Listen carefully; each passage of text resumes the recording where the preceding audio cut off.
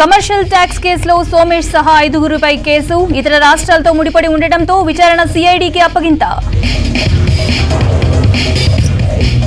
విద్యుత్పై అసెంబ్లీలో కాంగ్రెస్ బీఆర్ఎస్ మధ్య వాడివేడి చర్చ.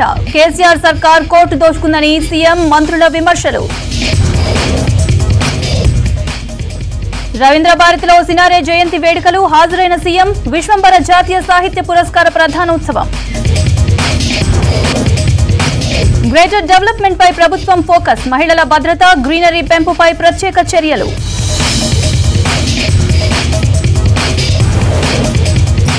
ఓల్డ్ సిటీ బోనాల ఉత్సవాల్లో ఘనంగా ఘటాల ఊరేగింపు. స్పెషల్ అట్రాక్షన్ గా అంబారి అమ్మవార్ల శకటాలు.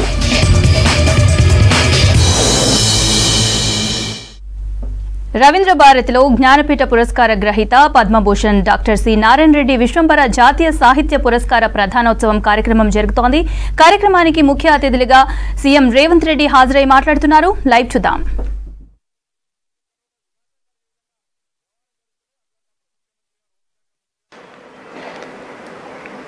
తెలుగు జాతి కవి, గాయకుడు, అధ్యాపకుడు, వైస్ ఛాన్సలర్గా, రాజ్యసభ సభ్యులుగా, అన్నిటికంటే ముఖ్యంగా ఎన్టీ రామారావు గారితో వారికి ఉన్న సన్నిహిత సంబంధాలు, ప్రజా జీవితంలో ఎన్టీ రామారావు గారి ప్రయాణంలో ప్రజల్ని ఉద్దేశించి వారి ప్రసంగాలలో సి నారాయణ రెడ్డి గారు చెరగని ముద్ర వేసింది. వారు తెలంగాణకు పరిమితం కాదు, తెలుగు జాతికే గర్వకారణం సి నారాయణ రెడ్డి గారు. వారికి ఇచ్చిన జ్ఞానపీఠ అవార్డు కావచ్చు, పద్మభూషణ్ కావచ్చు, ఇతర చాలా అవార్డులు, రివార్డులు వారికి ఎన్ని వచ్చినా ప్రజల పట్ల వారి నిబద్ధతను వారు ఎప్పుడూ మర్చిపోలేదు. మారుమూల తెలంగాణ ప్రాంతం నుంచి తెలుగు జాతే గర్వించదగ్గ స్థాయికి వారు కవిగా రాణించారు. వారి యొక్క రచనలు ఎంతోమందికి స్ఫూర్తిదాయకం. ఈరోజు సమాజంలో కళలు, కవిత్వాలు అంతరించిపోతున్న సందర్భంలో, కమర్షియల్ యుగంలో ఇలాంటి కార్యక్రమాలు ఎంతో అవసరం. తప్పకుండా తెలంగాణ రాష్ట్ర ప్రభుత్వం ఇలాంటి కార్యక్రమాలను ప్రోత్సహించడానికి సిద్ధంగా ఉంటుందని చెప్పి నేను సందర్భంగా తెలియజేస్తాను. వారి గురించి నిర్వాహకులు, వారి కుటుంబ సభ్యులు గతంలో వారి జ్ఞాపకార్థం తీసుకోవాల్సిన నిర్ణయాల మీద గతంలో చేసిన నిర్ణయాలు అమలు కాలేదని చాలా విషయాలు ప్రస్తావనకు తీసుకొచ్చిండ్రు. తప్పకుండా ఈ ప్రభుత్వం వారి జ్ఞాపకార్థం చేయవలసిన, తీసుకోవాల్సిన నిర్ణయాలు తప్పకుండా తీసుకుంటుంది అని చెప్పి ఈ సందర్భంగా వారి అభిమానులకు తెలియజేస్తారు. వారు తెలంగాణకు, తెలుగు జాతికి గర్వకారణం. వారిని తలుసుకోవడం ద్వారా భవిష్యత్ తరాలకు వారిని గుర్తు చేయడం ద్వారా ఒక స్ఫూర్తినివ్వగలం. వారు రచించిన రచనలు వారు లీనమై రచించారు కాబట్టే ఈరోజు కూడా వాటి యొక్క విలువ మనందరం చర్చించుకుంటున్నాం. వారు యథాలాపంగా రచనలు చేయలే. వారు రాసిన ప్రతి పాట, ప్రతి వాక్యము వారు పూర్తిగా లీనమై వారు ఆస్వాదించి రాసిన రచనలు. అందుకే ఈరోజు కూడా రచనలు గుర్తింపు, గౌరవం సమాజంలో ఉంది. అందుకే వారికి సంబంధించి కాంస్య విగ్రహంతో పాటు తప్పకుండా ఏదైనా ఒక విద్యకు సంబంధించిన, అది కళాశాలనా లేకపోతే యూనివర్సిటీనా ఏందనేది తప్పకుండా మా సహచార మంత్రులతో చర్చించి వారిని ఎప్పటికీ గుర్తుపెట్టుకునే విధంగా తొందరలోనే ప్రభుత్వం నిర్ణయం తీసుకుంటుందని కూడా వారి అభిమానులకు నేను తెలియజేస్తున్నా.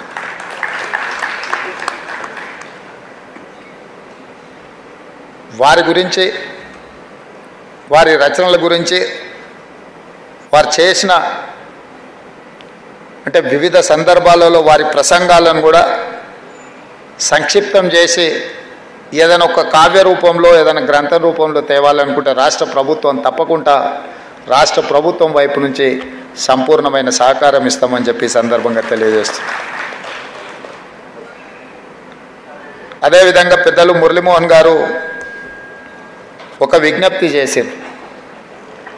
నేను వారికి గుర్తు చేయదలుచుకున్న, గతంలో ఇదే వేదిక మీద నుంచి గద్దర్ గారి జయంతి సందర్భంగా తెలంగాణ రాష్ట్ర ప్రభుత్వం తప్పకుండా డిసెంబర్ 9 నాడు గద్దర్ అవార్డులను ఇవ్వడానికి సిద్ధంగా ఉంది. సినీ ప్రముఖులు, అందులో ఉన్న ముఖ్యమైన బాధ్యత వహిస్తున్న వాళ్ళు ప్రభుత్వానికి ఏదైనా ప్రతిపాదన తీసుకొని రావాల్సిందిగా ఈ వేదిక మీద నుంచి నేను విజ్ఞప్తి చేసిన.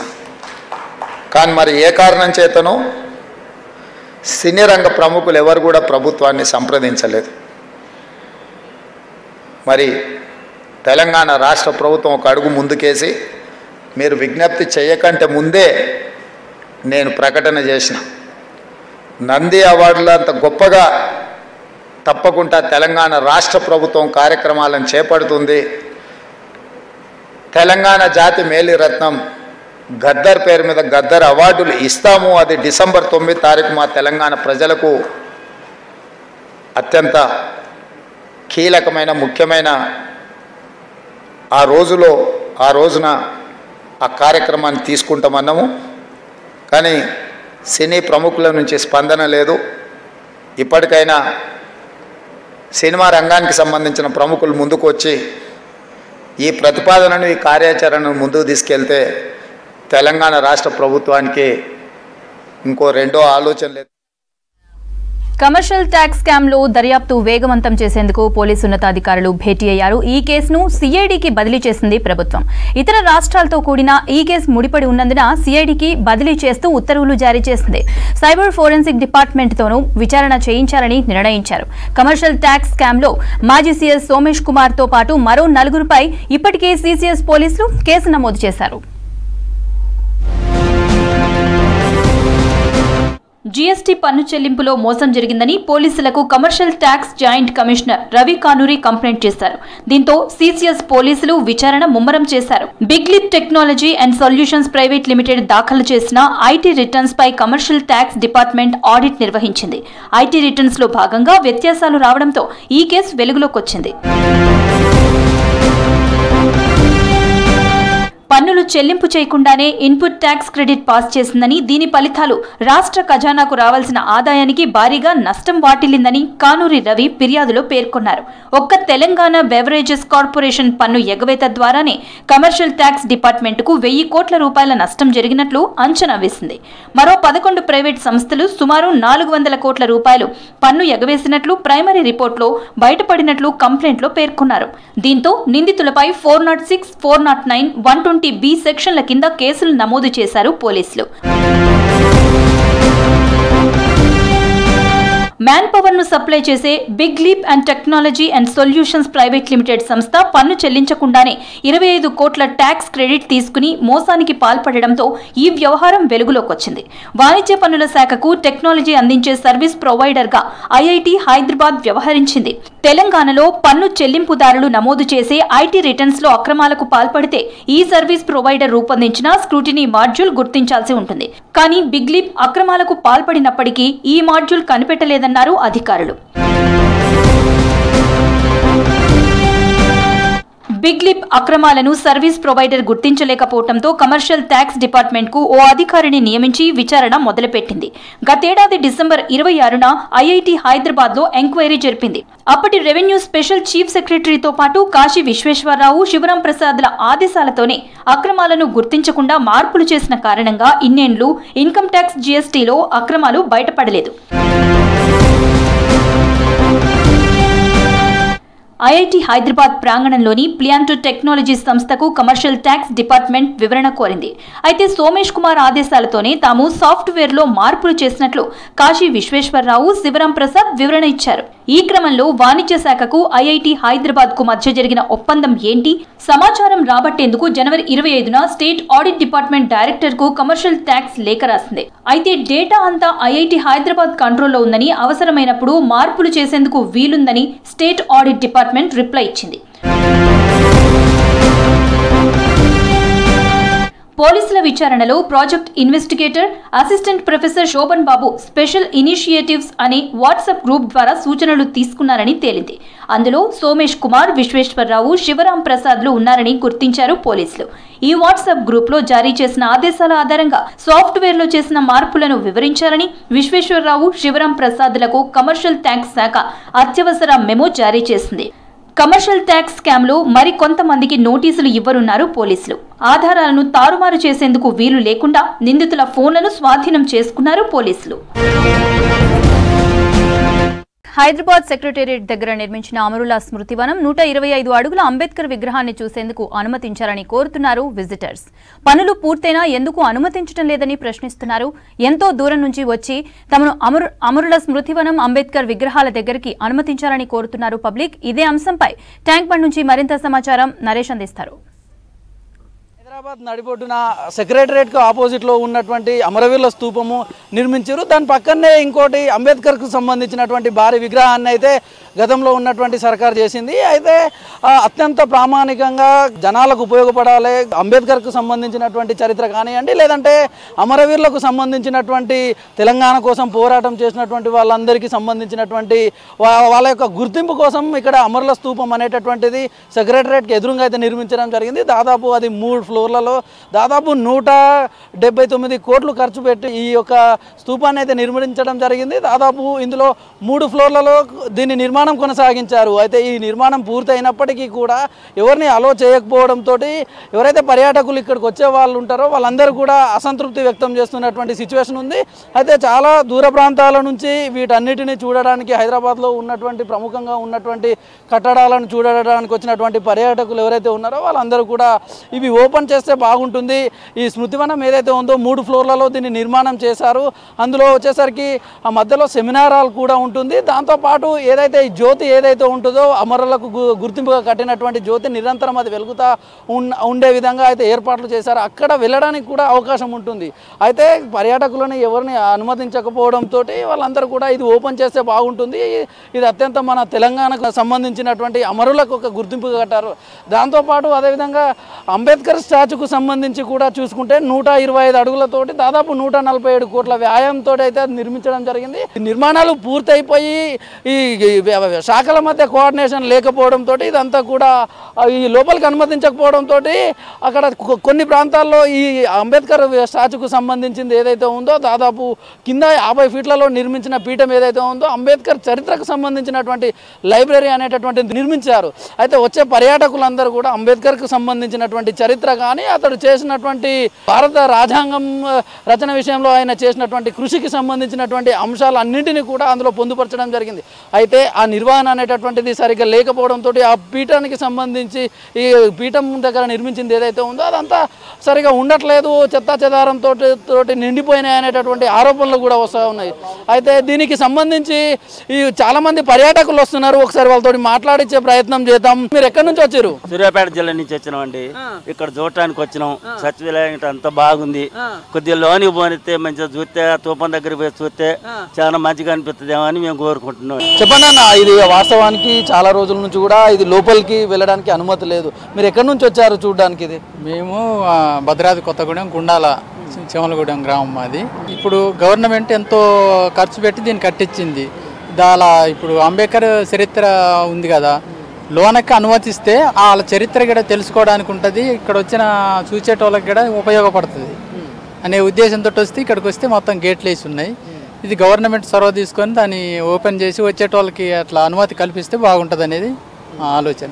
మీరు ఎట్లా సందర్శనకు వచ్చారు కదా, మేము హైదరాబాద్లోనే ఉంటాము చాలా రోజుల నుంచి. ఇది కట్టినప్పటి నుంచి చూస్తున్నాం కానీ దాన్ని కట్టడం చూపించారు బయట నుంచే తప్ప లోపల నుంచి మాత్రం చూపించింది ఏం లేదు.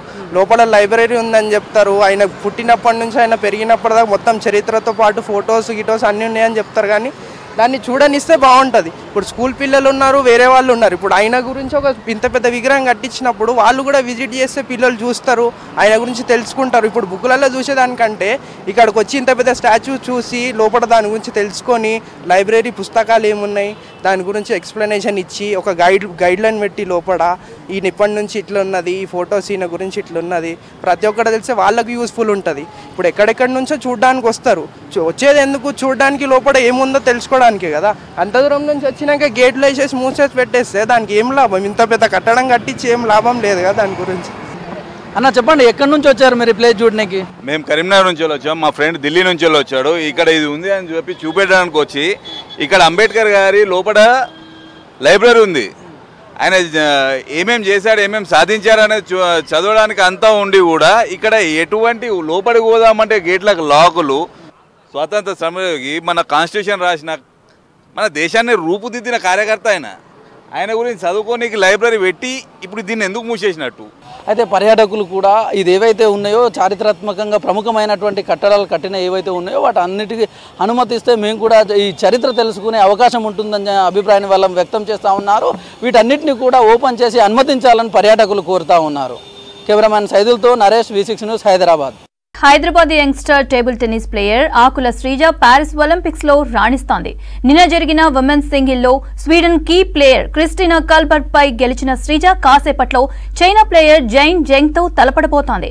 ఈ మ్యాచ్ లో గెలిస్తే శ్రీజకి ఒలింపిక్ మెడల్ ఖాయమంటున్న Telangana table tennis association secretary Nagender Reddy, mentor Prakash రాజులతో Narender face to face. Hyderabad అమ్మాయి శ్రీజ ఆకుల ఒలింపిక్స్కి వెళ్తుంది. అది కూడా టేబుల్ టెన్నిస్ నుంచి పార్టిసిపేట్ చేస్తున్న హైదరాబాద్ నుంచి అంటే ఫస్ట్ అమ్మాయి అని చెప్పొచ్చు. సో అమ్మాయి గురించి తెలిసిన, డే 1 గురించి తెలిసిన Telangana table tennis association secretary and mentor మనతో ఉన్నారు. ఒకసారి అడిగి తెలుసుకుందాం. Hi sir.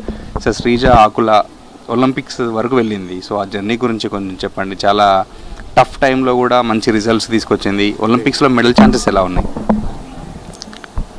నేను అనుకుంటాను ఈ ఇంటర్నేషనల్ మ్యాచెస్ ఆడటం మొదలుపెట్టినప్పటి నుంచి, టోర్నమెంట్స్ మొదలెట్టినప్పటి నుంచి we can see change in our approach. Previously ఏవైతే పుష్ గేమ్ ఆడేదో, now she is playing offensive game and there is lot of difference. Now she has developed a lot అండ్ మనము medal ఒకవేళ శ్రీజ తెచ్చినా కానీ ఆశ్చర్యపడాల్సిన అవసరం లేదు. ఆ అమ్మాయి ఈ మధ్య ఎన్నో సర్క్యూట్స్ ఆడింది. ఇప్పుడు స్పెషలీ మన ఇండియన్ గవర్నమెంట్ వాళ్ళు సైకాలజిస్టులను, ఫిజియోలను, ఇన్ అడిషన్ టు అవర్ కోచెస్ను కూడా ప్లేయర్స్కు హెల్ప్ చేయాలని ఈ మధ్య కాలంలో మొదలెట్టినప్పటి నుంచి ఆ అమ్మాయి చాలా డెవలప్ అయిపోయింది. ఆ అమ్మాయి ఒకవేళ భగవంతుడి దయతోని మెడల్ తెచ్చినా కానీ మనం ఆశ్చర్యపోవాల్సిన అవసరం లేదు. సార్, నిన్న ఫస్ట్ మ్యాచ్లోనే స్వీడన్ ప్లేయర్తోని వరుస సెట్లలో గెలుచుకుంటూ వచ్చింది. సో ఆట మీద 4 సెట్లలో గెలుచుకుంటూ వచ్చింది. 11-8, 11-4 ఇలా ఉంది కదా. సో అటాకింగ్ ఉంది, ఎట్ ఏ టైం డిఫెన్స్ కూడా బాగానే ఉంది. సో ఈరోజు మ్యాచ్ ఉంది చైనా ప్లేయర్తోని. బేసిక్గా మనం ఏ స్పోర్ట్ అయినా బెస్ట్ అపోనెంట్ అంటే ఇప్పుడు బ్యాడ్మింటన్ అయినా, ఇటు టేబుల్ టెన్నిస్ అయినా చైనా మీద టఫ్ ఉంటుంది అంటారు. దాని గురించి సార్, ఈరోజు మ్యాచ్లో గెలిచే ఛాన్సెస్ అని? ఈరోజు మ్యాచ్ కూడా తప్పకుండా గెలుస్తుందని మేము అనుకుంటున్నాం. ఎందుకంటే చైనాలో లాస్ట్ టైం టోర్నమెంట్ జరిగినప్పుడు చైనాలో వరల్డ్ నెంబర్ 2ను కొట్టింది శ్రీజ. ఈ అమ్మాయి అయితే నెంబర్ 2 కాదు. అందులోనూ ఇది ప్యారిస్లో జరుగుతుంది. చైనా వాళ్ళ స్పెక్టేటర్స్ ముందే ఆ అమ్మాయిని కొట్టిన శ్రీజ దాని తర్వాత కూడా ఆమెలో చాలా డెవలప్మెంట్ వచ్చింది కాబట్టి ఈ అమ్మాయిని ఈజీగా కొడుతుందని నేను అనుకుంటున్నాను. ఓకే సార్, మీరు చెప్పండి, శ్రీజాన్ చూసినప్పుడు ఒలింపిక్స్ దాకా వెళ్తుంది అని ఊహించారు? అంత తెలియదండి, కానీ Sreeja and her sister started playing table tennis. Actually her elder sister Ravali, she used to play table tennis and they started in St. Paul's Academy We were training actually, myself and Ibrahim Khan. Okay. Then later what happened, Shrija was showing a lot of ability to perform. She's a great fighter. And then our talent adanta chuskoni malli slowly they moved to Somnath Ghosh. Okay. Before that they might have got trained in YMCA and other places, GTTA. And then now Somnath Ghosh is concentrating on her exclusively. Okay. They are really working very hard. And I should say that Shrija from the beginning, nationals lo kuda, ఆమె ఆడేటప్పుడు స్టార్టింగ్లో slow starter ఉంటుండే, first game ఓడిపోయినా, second game ఓడిపోయినా, దాని తర్వాత third నుంచి start అవుతుండే actual game. We use to always think why she has to start from the third game, why not in the first game itself. So అది ఆ sea change sir Prakash Raju sir చెప్పారు, ఇప్పుడు sea change ఈ last 1 yearలో we can see her. And she has become extraordinarily, she's having control over herself and also over the ball, practice, very steady, mind kuda chala very highly prepared ani kanipistuntadi whenever we see. Though it is a lot of pain she's gone through, a lot of injury adi idi anta indi, but she's a great fighter.